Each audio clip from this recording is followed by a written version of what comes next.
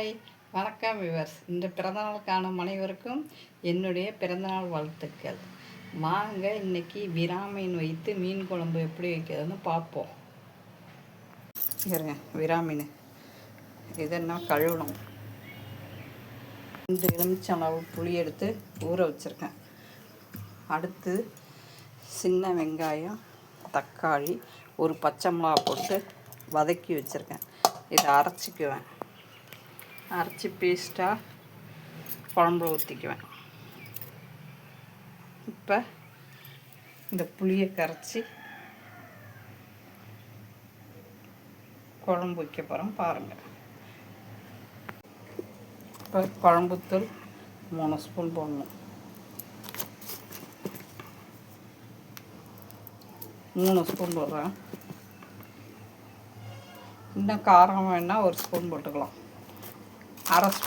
1 spoon மல்லித்தூள் போட்டுக்கிறோம்.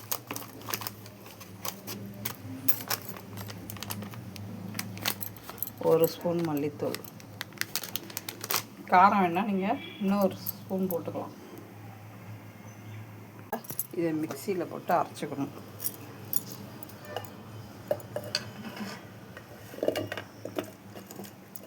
எல்லாத்தையும் போட்டு அரைச்சிக்கணும். அடுப்பை பற்ற வச்சாச்சு.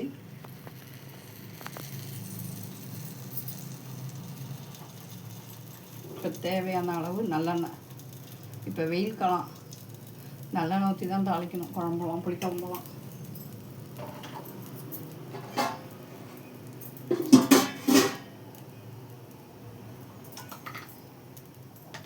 இப்போ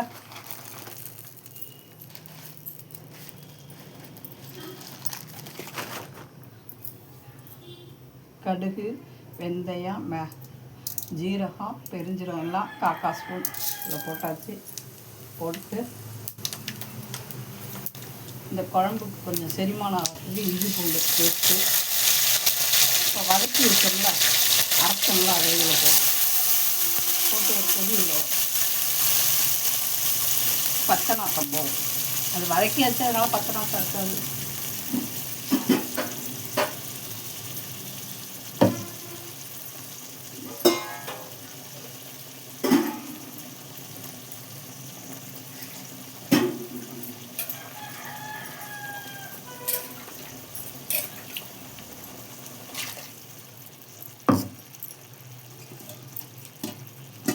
கருவேப்பிலை, பச்சை மிளகா போட்டுருவோம். கொஞ்சம் வெங்காயம் வேணால் உங்களுக்கு வேணால் வதக்கி போட்டுக்கலாம். ஏன்னா சின்ன வெங்காயம் நல்லா போட்டு வதக்கி இதில் குழம்பு வச்சுருக்கலாம். அதனால் வெங்காயம் நாங்கள் போடல. ஒரு கொதி இருந்தோன்னே இப்போ இந்த குழம்பு கூட்டி வச்சுருக்கோமா,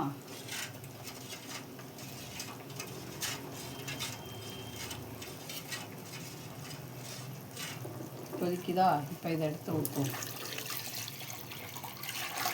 குழம்பு நல்லா கொதி வரட்டும்.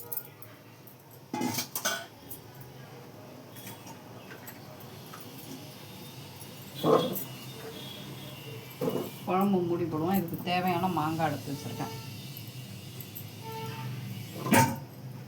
இப்போ குழம்பு மூடிடுவோம். நல்லா கொதிக்கட்டும். மீன் வறுக்க கொஞ்சம் கார்ன்ஃப்ளவர் மாவு கொஞ்சமாக போட்டுக்கோங்க. அரிசி மாவு வேணாலும் கொஞ்சம் போட்டுக்கலாம். இப்போ செரிமானத்துக்காக இஞ்சி பூண்டு பேஸ்ட்டு, மஞ்சள் போட்டு தான் மீன் அலசி வச்சுருக்கேன்.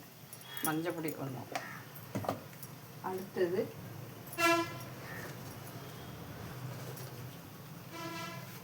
குழம்புத்தூள் 1 ஸ்பூன்,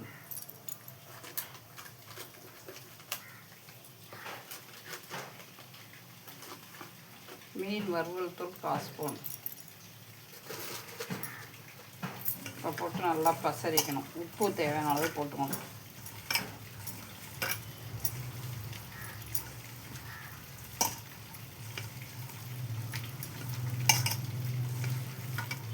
பசரி இந்த மாதிரி தட்டில் அப்படியே இப்படியே கொஞ்சம் நேரம் வெளில வச்சாலும் சரி, இல்லை ஃப்ரீசருக்குள்ளே கொஞ்சம் நேரம் வச்சாலும் சரி.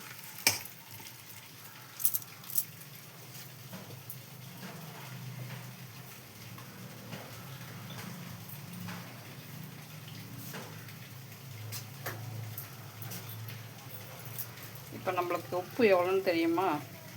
தேவையான அளவு போட்டுக்கணும்.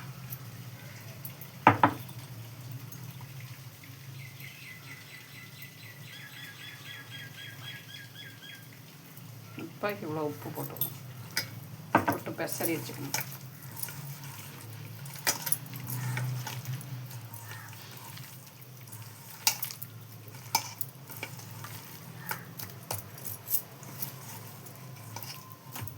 ஒரு 10 நிமிஷம் ஊற விடணும். தட்டில் எடுத்து வச்சாலும் ஒரு 10 நிமிஷம் எடுத்து வைங்க. இதிலே கொஞ்சம் பெருஞ்சீரக பொடி போட்டுக்கலாம், ஜீரக பொடி போட்டுக்கலாம். என்கிட்ட இல்லை, அதனால் போடல. பெருஞ்சீரகத்தை நுணுக்கி இதில் போட்டுக்கலாம், வாசமாக இருக்கும். ஜீரக பொடி செரிமானத்துக்கு, மீன் தின்னா செரிமானத்துக்கு சீக்கிரம் செரிமானம் ஆகும். இவ்வளோதாங்க, பெசரி வச்சாச்சு. இப்போ இந்த மீன் மண்டை இருக்குல்ல, மீன் மண்டையை போகும். குழம்பு பொரிச்சிச்சு. மீன் மண்டை, 2 வால் மண்டை போட்டாச்சு. அதோட இந்த மாங்காய் நடத்தையும் போடணும். நல்லா குழம்பு பொரிச்சு வரணும்.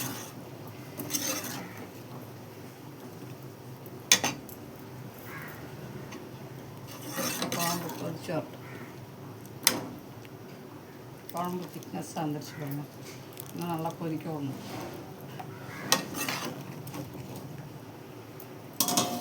பிடிச்சிருந்தா லைக் பண்ணுங்கள், ஷேர் பண்ணுங்கள், சப்ஸ்கிரைப் பண்ணுங்கள். நீங்களும் உங்கள் வீட்டில் ட்ரை பண்ணி பாருங்கள். குழம்பு நல்லா கொதிச்சிச்சு, மண்டை வெந்துட்டு, மாங்காய் வெந்துட்டு. இப்போ இந்த கொத்தமல்லி தலையை சாரல் மாதிரி, மலைச்சாரல் மாதிரி தூவிட்டு இறக்க வேண்டியதான். அடுப்பு ஆஃப் பண்ண வேண்டியதான். மீன் குழம்பு ரெடிங்க.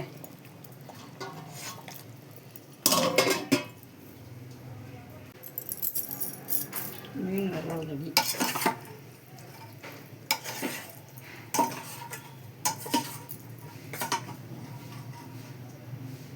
இப்போ இந்த மீனை இதில் வறுக்கலாம்.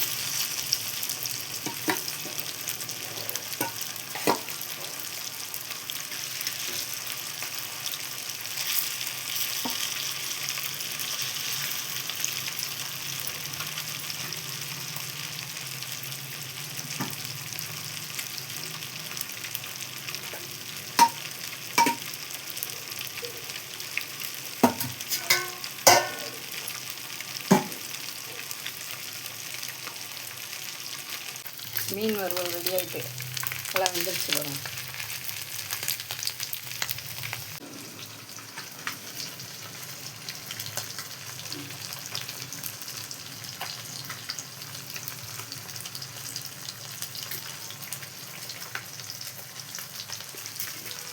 சண்டே சமையல் மீன் வறுவல் ரெடி. மீன் குழம்பு, மீன் வறுவல் ரெடி. சண்டே சமையல், சண்டே சமையல். சுட சாதம், சுட சுட சாதம், மீன் குழம்பு, மீன் வறுவல் ரெடி. வாங்க நீங்களும் சாப்பிடலாம்.